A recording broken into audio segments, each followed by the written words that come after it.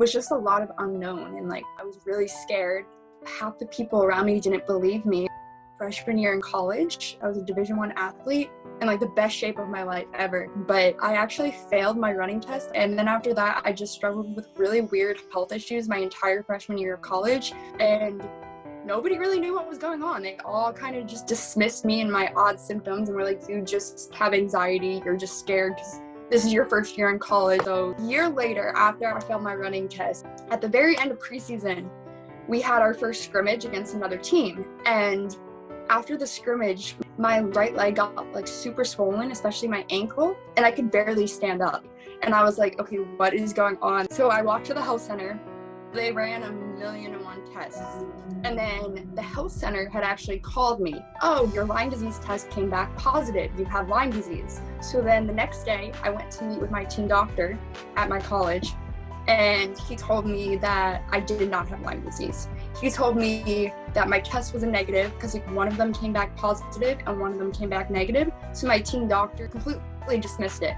And he just continued on saying, you have anxiety and depression, and like, do you even want to play anymore? Like, are you just doing this all for a show, basically? Like, I felt so hopeless at this point and just like, oh my God, like these people don't believe me. I don't know what to do. Something is seriously wrong.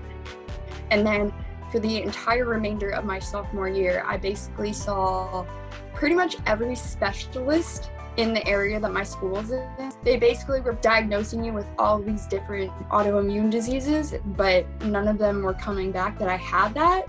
And that's basically how that year went until I actually went to my family doctor. And they were actually the ones that told me they saw that same blood work that my team doctor had seen. And they, from that blood work, diagnosed me with Lyme disease. And because my Lyme disease went undiagnosed for so long, it got to a point where just a simple antibiotic in the bloodstream kind of treatment wasn't going to work then and there.